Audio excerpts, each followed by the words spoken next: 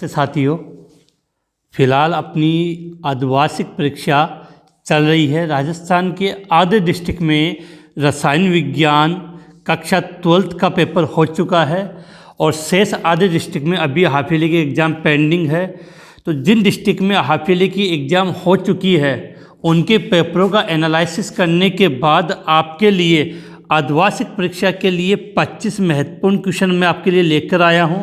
और ये अगर 25 महत्वपूर्ण प्रश्न आप याद करके आप हाफ ईयरली एग्ज़ाम देने जाओगे तो आपके रसायन विज्ञान का क्लास 12th का पेपर काफ़ी अच्छा होगा।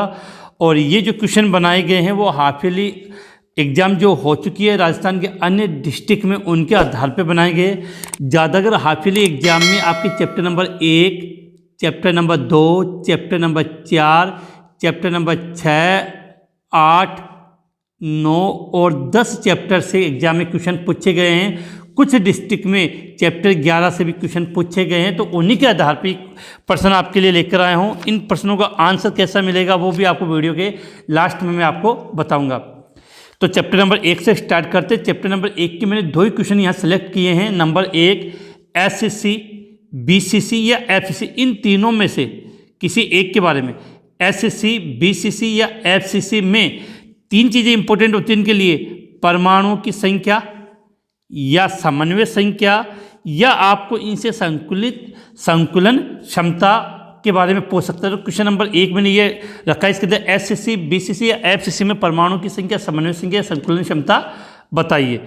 इसी चैप्टर का दूसरा क्वेश्चन हमने ये सेलेक्ट किया यहाँ पे, शॉर्ट की व फ्रैंकल दोष में अंतर स्पष्ट कीजिए। शॉर्ट की व फ्रैंकल दोष में अंतर स्पष्ट कीजिए चैप्टर 1 से। ये सभी क्वेश्चन अभी तक जो हाफ ईयरली एग्जाम हुए उन्हीं के आधार पर तैयार किए गए जिससे आप अच्छे नंबर ला सको। इसके बाद चलते हैं चैप्टर नंबर। तो ये क्वेश्चन नंबर 1 और क्वेश्चन नंबर 2 कौन से चैप्टर से? चैप्टर नंबर 1 से लिए गए हैं। इसके बाद हम बात करते हैं प्रश्न नंबर 3 की। प्रश्न नंबर 3 और 4 वो आपके चैप्टर नंबर 2 से लिए गए। चैप्टर नंबर 2 से पहला क्वेश्चन हमने ये रखा कि मौलरता या मौलरता को परिभाषित कीजिए। परिभाषा के साथ इन दोनों से रिलेटेड आपसे आंकिक क्वेश्चन या आंकिक प्रश्न भी पूछा जा सकता है, अर्थात न्यूमेरिकल भी पूछा जा सकता है। और विशेष कर जो इस हाफ ईयरली में जो प्रश्न आया आंकिक वो इस मौलरता से आया है। तो तीसरा क्वेश्चन मौलरता व मौलरता को परिभाषित कीजिए। इसके अलावा क्वेश्चन नंबर 4 हेनरी व राउल्ट के नियम को परिभाषित कीजिए। तो या तो एग्जाम में आपसे हेनरी का नियम पूछा जाएगा या राउल्ट का नियम पूछा जाएगा। तो चैप्टर नंबर 2 के ये 2 महत्वपूर्ण क्वेश्चन थे। इसके बाद चैप्टर नंबर 4 की तरफ आगे बढ़ते हैं। बट चैप्टर नंबर 4 के लिए तो मैं आपको कन्फर्म होकर कहता हूँ कि चैप्टर नंबर 4 से केवल हमने 2 ही क्वेश्चन लिए और ये क्वेश्चन मैंने साफ साफ कह दिया कि अब तक जो राजस्थान में हाफ ईयरली एग्जाम जिन डिस्ट्रिक्ट में हो चुकी है उनके पेपरों के आधार पर ये प्रश्न बनाए गए हैं। आगे स्टार्ट करता हूँ उससे पहले ये आपका अपना चैनल है। यदि अभी तक आपने इसको सब्सक्राइब नहीं किया है तो ज़रूर सब्सक्राइब कर दें जिससे आने वाले महत्वपूर्ण वीडियो नोटिफिकेशन आपको समय पर प्राप्त हो सके।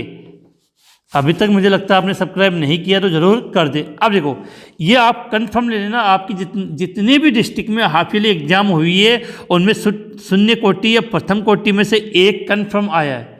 शून्य कोटि या प्रथम कोटि अभिक्रिया किसे कहते हैं और विशेष के जो प्रश्न होता है वो समाकलित वेग समीकरण।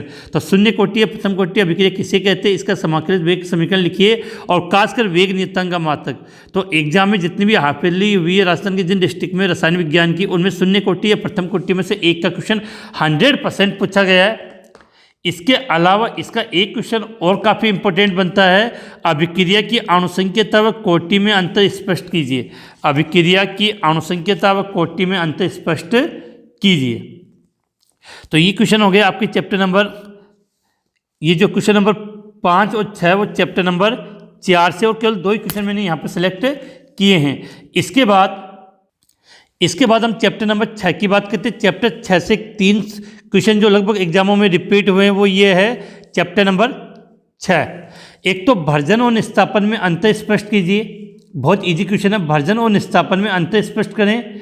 इसके अलावा क्वेश्चन नंबर 8 आपका है सल्फाइड अयस्कों के सांद्रण की कौन सी विधि, झाग फलन विधि का सचित्र वर्णन कीजिए। ये क्वेश्चन इसको इस प्रकार से भी पुटअप कर लिया गया कि सल्फाइड अयस्कों के सांद्रण की कौन सी विधि हम प्रयुक्त करते हैं। इसके अलावा क्वेश्चन नंबर 9 वाट्याभट्टी या परावर्तनी भट्टी, कौन सी भट्टी, वात्याभट्टी या परावर्तनी भट्टी का नामांकित चित्र बनाइए। और विशेष का जो क्वेश्चन आया है वो किससे, वात्याभट्टी से आपसे पूछा गया। तो चैप्टर नंबर 6 के जो इंपॉर्टेंट 3 क्वेश्चन जो लगभग एग्जामों में रिपीट हुए थे वो आपके सामने।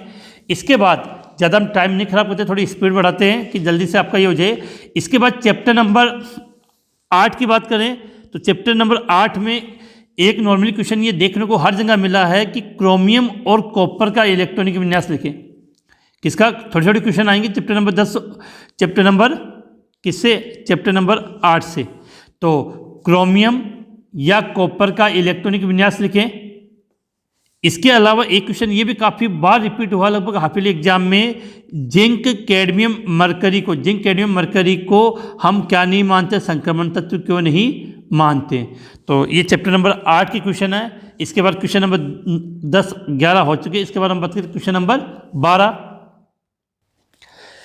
और ये क्वेश्चन नंबर 12 और क्वेश्चन नंबर 13 ये भी चैप्टर 8 से लिए गए छोटे छोटे क्वेश्चन। और ये क्वेश्चन तो लगभग हाफ ईयरली एग्जाम में सब डिस्ट्रिक्ट के पेपरों में मिला है। लेंथेनाइड संकुचन किसे कहते हैं, तो जिन डिस्ट्रिक्ट में हाफ ईयरली एग्जाम नहीं हुई है वो इनको अच्छी तरीके से याद कर ले। इनमें से आपको काफ़ी क्वेश्चन एज इट इज ऐसे कैसे मिल जाएंगे। लेंथेनाइड संकुचन किसे कहते हैं। इसके बाद क्वेश्चन नंबर 13 चैप्टर नंबर 8 से ये संक्रमण तत्व, यह तो आपसे प्रश्न गया संक्रमण तत्व रंगीन होते हैं या संक्रमण तत्व अनुचुंबकीय होते हैं, समझाइए क्यों। इसके बाद आपका आता है चैप्टर नंबर 9। चैप्टर नंबर 9 में काफ़ी कन्फ्यूजन रहता है क्योंकि इसमें कंपाउंड का नामकरण पूछा जाता है और जहाँ नामकरण पूछा जाता है वहाँ पर काफ़ी कन्फ्यूजन रहता है। तो इस चैप्टर के मैंने 4 क्वेश्चन लिए हैं जो लगभग आपके हाफ ईयरली एग्जाम में पूछे गए। चैप्टर नंबर 14 से 17 तक कुल कितने चैप्टर कौन सा, ये 9, और कितने क्वेश्चन हमने लिए 4। एक क्वेश्चन तो लगभग डिस्ट्रिक्ट में ये देखने को मिला है उभयदंतुक और एक किलेट लिगेंड। उभयदंतुक वही या किलेट लिगेंड की परिभाषा पूछ सकता है या अगला आपको इनसे उदाहरण पूछ सकता है। उभयदंतुक या किलेट लिगेंड को परिभाषित करते हुए इनके 2 उदाहरण लिखिए। क्वेश्चन नंबर 15 लगभग हाफ ईयरली में ये क्वेश्चन भी देखने को मिला डिस्ट्रिक्टों में, NiCN4 2- या CONH3 को VBT मतलब संयोजकता बंध सिद्धांत की सहायता से आपको इनमें संकरण ज्यामिति व चक्रण को समझाना। और विशेषकर ये सब काफ़ी बार रिपीट हुआ है। इसके बाद कुछ डिस्ट्रिक्ट के एग्जाम में, कुछ हाफ ईयरली डिस्ट्रिक्ट के एग्जाम में अष्टफल के संकुलों में डी कक्षकों के विपाटन के बारे में बताया गया। ये क्वेश्चन भी काफ़ी आ चुका है। अष्टफल के संकुलों में डी कक्षकों के विपाटन के बारे में बताना है। इसके बाद क्वेश्चन नंबर 17 की अगर हम बात करें तो इसमें कुछ कंपाउंड दिए हैं जिनका नॉर्मली 3 चीज़ें पूछ जाती है। जैसे ये 4 कंपाउंड लिखे मैंने, तो इस प्रकार के कंपाउंड आपको मिल सकते हैं। उनमें 4 चीज़ें, एक तो इनका IUPAC नाम पूछ सकते हैं, ये जो केंद्रीय धातु होता है उसका ऑक्सीकरण अंक या समन्वय, और ये नॉर्मली वो 4 कंपाउंड है जो लगभग हाफ ईयरली एग्जाम में आपके अदर डिस्ट्रिक्ट में आ चुके हैं। तो ये थे चैप्टर नंबर 9 के 4 महत्वपूर्ण क्वेश्चन। इस प्रकार से आपके 17 क्वेश्चन हो चुके। अब बात हम करते हैं चैप्टर नंबर 10 की। चैप्टर नंबर 10 आते ही ऑर्गेनिक केमिस्ट्री स्टार्ट होती है। इसके केवल मैंने 3 क्वेश्चन लिए।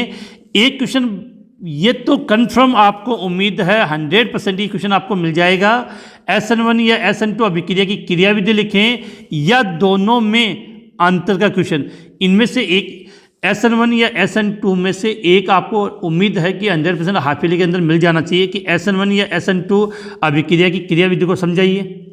इसके अलावा इसी चैप्टर, देखो इस चैप्टर के 3 क्वेश्चन लिए 18, 19, 20, चैप्टर नंबर 10। दूसरा क्वेश्चन क्या है कि इसमें कुछ नेम रिएक्शन है।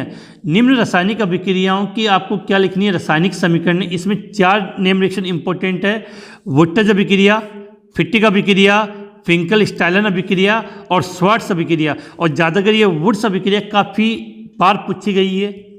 इसके बाद एक क्वेश्चन और इसमें रिपीट होता है, हेलो एरिन नाभिक स्नेह प्रतिस्थापन अभिक्रिया के प्रति क्या होता है, कम क्रियाशील होता है। तो ये क्वेश्चन भी काफ़ी रिपीट हुआ है। नॉर्मली फिर से रिपीट कर रहा हूँ कि लगभग डिस्ट्रिक्टों में जो हाफ ईयरली का एग्जाम हुआ है उसमें चैप्टर 1, 2, 4, 6, 8, 9 और 10 से पूछा गया है। कुछ डिस्ट्रिक्ट में चैप्टर 11 से भी कुछ क्वेश्चन पूछे गए हैं, तो उनके आधार पे वो क्वेश्चन भी मैंने इन महत्वपूर्ण 25 क्वेश्चन, बेटा 25 क्वेश्चन पेपर ही होगा, उसमें 25-30 क्वेश्चन आएंगे, तो उनमें से जितने भी पेपर हुए हैं उनके आधार पे मैंने 25 महत्वपूर्ण क्वेश्चन सेलेक्ट किए। अगर आप इनको अच्छी तरह से याद कर लोगे तो आपका हाफ ईयरली का पेपर काफ़ी अच्छा हो जाएगा। अब देखो क्वेश्चन नंबर 21, ये चैप्टर नंबर 11 से फिनोल या फिनोक्साइड आयन की क्या बनानी होती है? अनुनादी संरचना। फिनोल या फिनोक्साइड आयन की अनुनादी संरचना, ये तो ये क्वेश्चन पूछ लिया जाता है। या इसके अंदर 3 नेम रिएक्शन है जो आपको क्वेश्चन नंबर 22 के रूप में मिलेगी। तो ये क्वेश्चन नंबर 22 के रूप में 3 नेम रिएक्शन, इनमें से एक नेम रिएक्शन आपको कंफर्म उम्मीद है। अगर चैप्टर नंबर 11 से क्वेश्चन आए तो रायमंड टिमान अभिक्रिया, कोल्बे अभिक्रिया, कोल्बे सीमेंट अभिक्रिया और विलियमसन ईथर संश्लेषण अभिक्रिया, इनसे आपको नेम रिएक्शन या किसी इधर उधर घुमाकर भी क्वेश्चन पूछ सकता है। इसके अलावा एक क्वेश्चन ये भी लगभग हाफ ईयरली एग्जाम में रिपीट हुआ है, फिनोल एल्कोहल से अधिक अम्लीय क्यों होता है? तो इस प्रकार से चैप्टर नंबर 11 के कितने क्वेश्चन हमने अटेंड किए? 3। इसके अलावा 2 क्वेश्चन मुझे और याद आ गए जो अदर डिस्ट्रिक्ट में आए थे। एक तो आदर्श और अनादर्श विलयन में अंतर स्पष्ट करें, आदर्श और अनादर्श विलयन में अंतर स्पष्ट करें। और एक ये तो चैप्टर नंबर 2 का हो गया। और एक चैप्टर नंबर 1 से एन व पी प्रकार के अर्धचालकों में अंतर या किसमें क्या मिलाने पर कौन सा अर्धचालक बनता है, इस प्रकार के क्वेश्चन आपके हाफ ईयरली एग्जाम में पूछे गए। तो फिर से रिपीट कर दूं, कुल मिलाकर मैंने 25 महत्वपूर्ण या इम्पोर्टेंट क्वेश्चन मैंने आपको बताए हैं। इनमें से उम्मीद है कि आधे क्वेश्चन जब आपकी डिस्ट्रिक्ट या हाफ ईयरली एग्जाम होगी तो किसी न किसी रूप से आपको मिल जाएगी। एक चीज़ और, ये आपका अपना चैनल है MK बूस्टर, तो आप लोगों से बना, अगर आप लोग इसको सब्सक्राइब नहीं करोगे तो आने वाले वीडियो का नोटिफिकेशन और इम्पोर्टेंट्स जो सोचना है वो आपको प्राप्त नहीं हो सके। इसके अलावा इन सभी का आंसर, इन सभी क्वेश्चनों के आंसर आपको इस वीडियो के डिस्क्रिप्शन में लिंक मिल जाएगा। क्वेश्चन नंबर 1, 2, 3, 4, 5 उनका डिस्क्रिप्शन के अंदर लिंक दिया हुआ है, उनसे आप इनको अच्छी तरह से याद कर सकते हो। इसके अलावा एक व्हाट्सएप ग्रुप भी दिया है, उसको आप ज्वाइन कर लो, जिससे आपको महत्वपूर्ण सूचनाएं मिलती रहे। इसी के साथ ये 25 महत्वपूर्ण क्वेश्चनों की जो अपनी छोटी सी 2 मिनट का जो वीडियो था वो यहीं पर समाप्त होता है। तो याद रखना, अर्धवार्षिक परीक्षा रसायन विज्ञान कक्षा 12 के 25 महत्वपूर्ण प्रश्न।